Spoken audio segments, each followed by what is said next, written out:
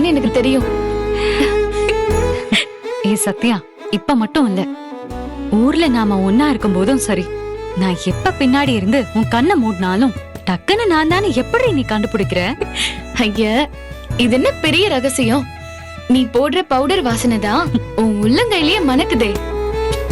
ஓ, இதான் அந்த ரகசியமா?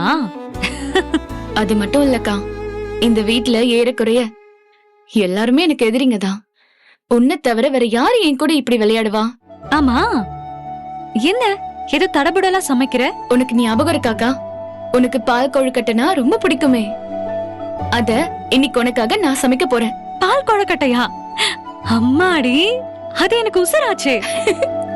என்னடி திடீர்னு நானே மறந்து போன விஷயத்த எனக்கு ஞாபகப்படுத்தி இப்படி என்ன சர்ப்ரைஸ் பண்றியே? என்னமோ தெரியலக்கா, இன்னைக்கு உனக்கு செல்வநாயகி பத்தின உண்மையெல்லாம் தெரிஞ்சு நீயும் நானும் எல்லாத்தையும் மறந்து பழையபடி ஒன்னாயிட்டோம். அது எனக்கு ரொம்ப பெரிய உற்சாகமா இருக்கு. மனசெல்லாம் ரொம்ப சந்தோஷமா இருக்கு. அந்த ஃபீலிங்க நான் எப்படி சொல்றது?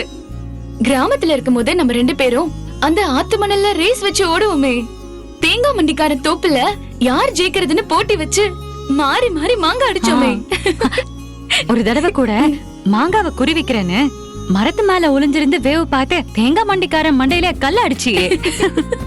அவன் மண்டை உடஞ்சே போச்சு. அது அவன் கெட்ட நேரம். யார் நல்லா நீந்துறாங்கன்னு போட்டி வச்சு அக்கறைய தொட்டுட்டு வருவோமே, அதெல்லாம் உனக்கு ஞாபகம் இருக்கா? உன் கூட சந்தோஷமா இருந்த அந்த கிராமத்து ஞாபகம் எல்லாமே இப்ப ஞாபகம் வருதுக்கா.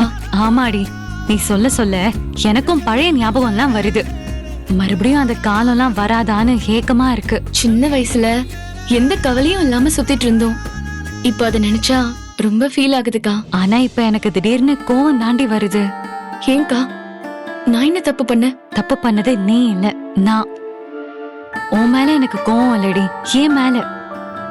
எப்படி ஒரு விளங்காத மட்டையா, ஒரு விளக்க மாத்து கட்டையா இருந்திருக்கேன்.